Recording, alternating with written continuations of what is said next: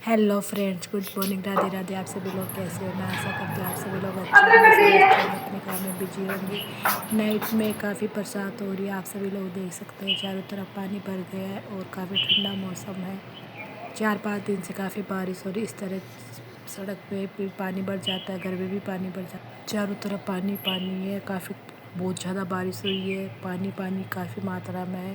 4-5 दिन से लगातार बारिश हो रही है और देखो आप सभी लोग देख सकते हैं कितना पानी है। अभी भी बारिश हो ही रही है, काफ़ी कम मात्रा में बारिश है और आप सभी लोग देख सकते हैं चारों तरफ गेट के पास में भी पानी भर चुका है और पास में खेत है उनमें भी पानी भर चुका है और सड़क पे काफ़ी पानी भर चुका है। इस वजह से गाड़ियाँ कम चल रही है, मौसम काफ़ी ख़राब हो रहा है। अभी भी ऐसा लग रहा है कि और ज़्यादा बारिश आएगी।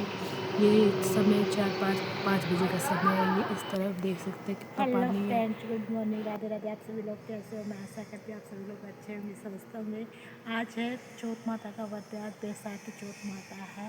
तो मैं आज आप सभी को दिखाऊंगी मैं किस प्रकार से पूजा करती हूँ। तो चलिए दोस्तों, मैं दिखाती हूँ मंदिर में पूजा करते हैं सभी लोग।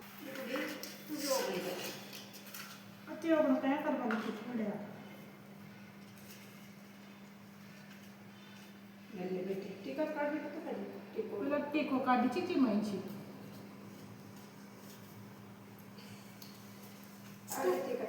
तू बता, तू ये बता, तू बता, ये बता कहीं मार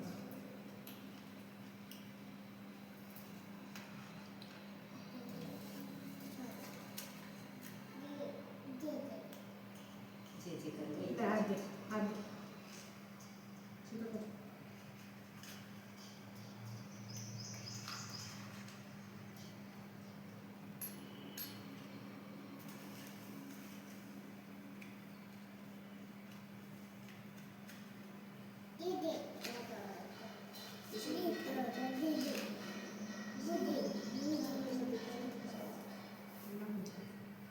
ले ले। बैसाख माता की चौथ की कहानी। पहले बैसाख की सुनो। सेठ के एक बेटा बहू थे। बहू पिया जाती है।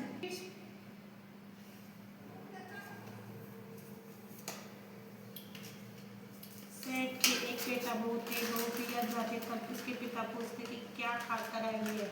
बेटी बोलती, पिताजी बासी सूखी खा कर आई हूँ। एक दिन सेठ का बेटा अपने ससुराल अपनी पत्नी को लेने गया तो ससुर से पूछा, बेटा मेरी बेटी को बासी सूखी क्यों खिलाते हो? उसने जाकर अपनी माँ को कहा। माँ ने कहा, बेटा मैं तो उसे गर्म खाना देती हूँ, तू कल ही देख लेना। उसने देखा तो वह गर्म ही खाना खा रही थी। एक दिन फिर वह अपने पति के साथ पीढ़े थे तो उसके पिता ने पूछा, बेटी क्या खाकर आई है? बेटी ने बोला, पिताजी सूखी बासी खाकर आई हूँ।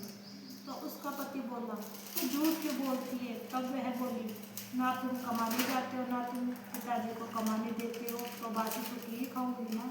यह सुनकर उसके पति कमाने के लिए विदेश चला गया। उसने इतना धन कमाया कि वह अपने माँ बाप व पत्नी को भूल कर वहीं रहने लग गई। एक दिन सेठ के बेटे बहू पड़ोसन की आग लेने गए तो सब और चौथ की कहानी सुन रही थी। वह बोली, आप सब ये क्या कर रही हो? तब वे बोली, हम चौथ माता की कहानी सुन रहे हैं, इसके सुनने के लिए अनंत धन प्राप्त होता है। बेटे पोते होते हैं, 12 वर्ष से बिछड़े हुए पति घर वापिस आ जाते हैं। उस दिन से वह भी चौथ माता का व्रत करने लग गई।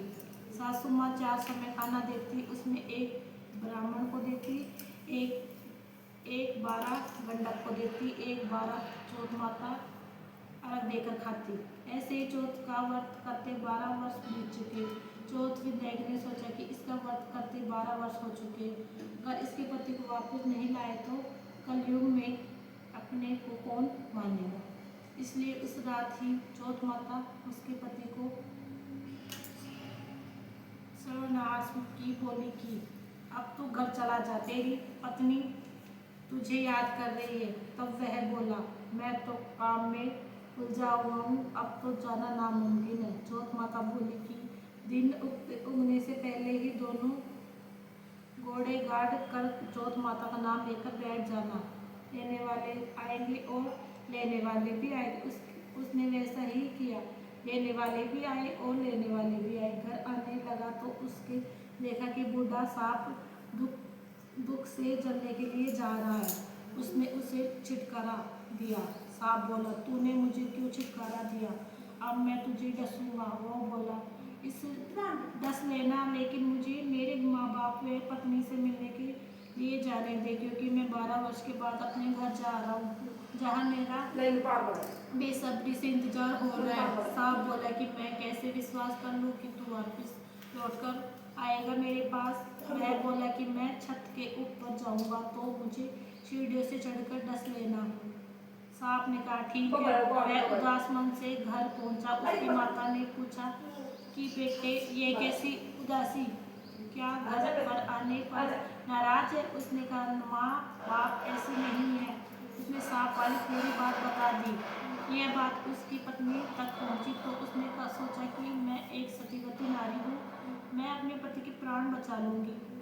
कल नजदीक आ रहा था। उसने पति छत के ऊपर जा रहा था, सो गया। पत्नी ने पति से के प्राण बचाने के लिए एक सीढ़ी पर बालू, दूसरी सीढ़ी पर दूध का प्याला,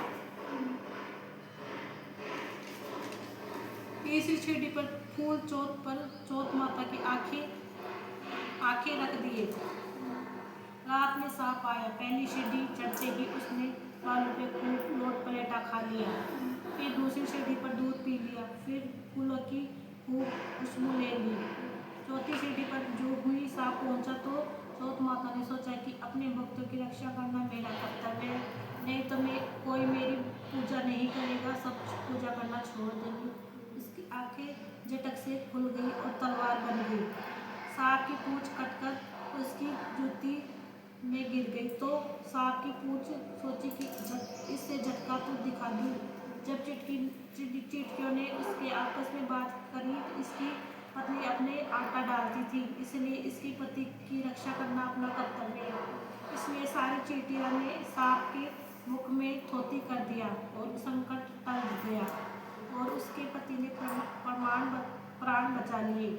उसकी माँ ने सीढ़ियों पर खून देखा तो वह जोर से चिल्लाई, मेरा बेटा मर गया। माँ की आवाज़ सुनकर बेटा दौड़कर, माँ देखो, चौथ माता की कृपा से मैं जिंदा हूँ। पत्नी ने कहा कि यह पुण्य का ही प्रमाण है, आपके प्रमाण बच गए। मैं 12 महीने की चौथ माता करती थी। सासू माँ बोली, मैं 4 समय का खाना देती थी। बहू बोली, हाँ, एक समय का ब्रह्मांड को देती थी, उसके हाँ कर दी। एक समय का गाय को देती थी, वह भी मुकारा भरती। एक समय का गंडक को देती थी, खाकर खेती तो सोने की रोटियां ढेर सारी लग गई। एक समय ही रोटी अरक देकर खाती थी, सारी नगरी में हल्ला मचवा दिया। पति की पत्नी, बेटे की माँ, दादी की कोड़ा की दानी, सब ही चौथ का व्रत करे। ए चौथ माता, जैसे उसको सुहाग दिया वैसा सबको सुहाग दे। कहानी के कहने वाले को, सुनने वाले को, उखाड़े बढ़ने वाले को, अड़ोस पड़ोस को, सबको देन दे।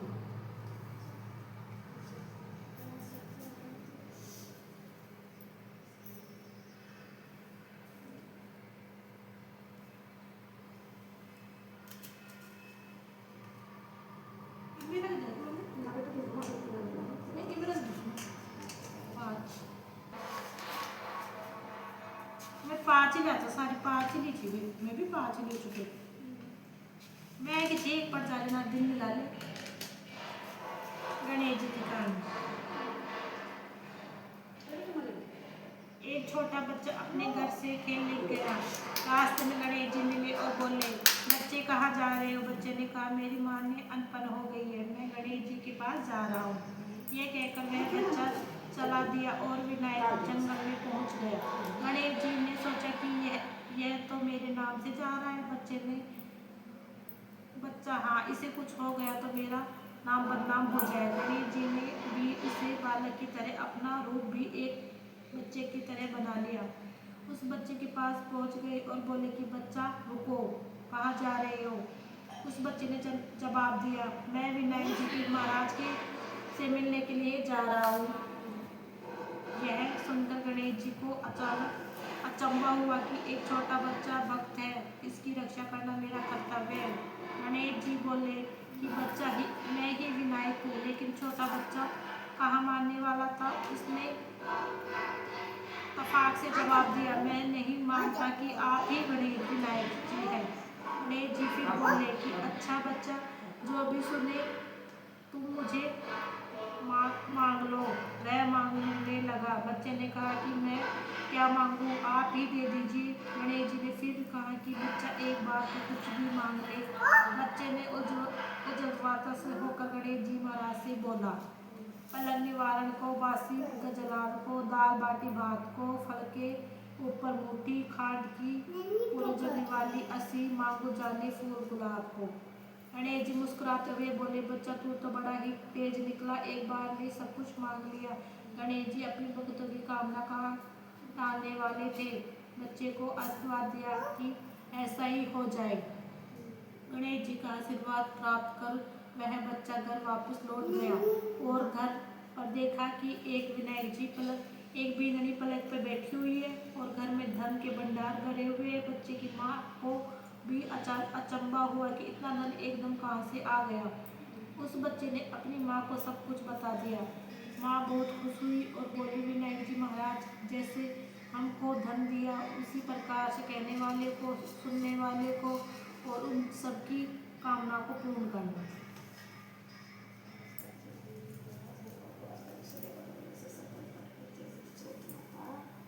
बड़े छोरों भी से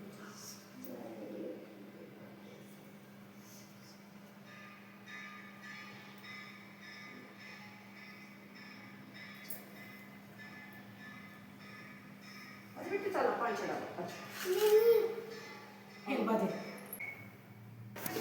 देखिए दोस्तों, शाम का समय हो चुका है, काफ़ी ठंडी है मौसम है। आप जानते हैं शाम का मौसम कितना सुंदर रहता है। बच्चे पास में खेल रहे हैं और ये गुड़िया, मेरी छोटी सी गुड़िया है, ये बहन के बच्चे आए हुए हैं, उनके साथ में खेल रहे हैं, काफ़ी एंजॉय कर रही है। शाम का मौसम काफ़ी सुंदर मौसम है। ठंड में बच्चे काफ़ी खेलते, इस वजह से इसका मन नहीं लग रहा था, तो इन बच्चों को आने के बाद में इसका मन लगने लग गया और ये इनके साथ खेल रही, काफ़ी एंजॉय कर रही है। और ये इनके साथ में इनके घर जाने के लिए तैयार है, लेकिन ये लेके नहीं जा रहे, तो ये इसी वजह से इसको यहीं खिला रहे, क्योंकि ये काफ़ी छोटी है, इस वजह से बाहर नहीं जाएगी। गेट के काफ़ी डॉग वगैरह रहते हैं बाहर, इस वजह से यहीं पे खेल रही है और ये काफ़ी खुश है इन बच्चों के साथ में।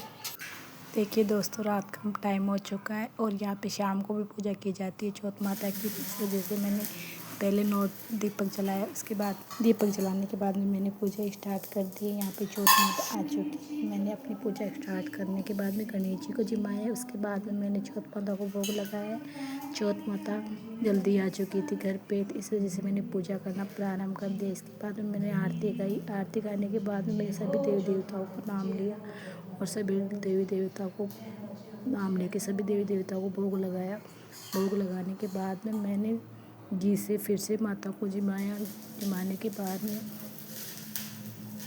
बाद में मैंने घी डाला माता के ऊपर, ताकि माता और अधिक देर तक आ जाए। और सभी वीडियो पसंद आए तो लाइक कीजिए। माता से बाय दोस्तों, आप लोगों को मेरा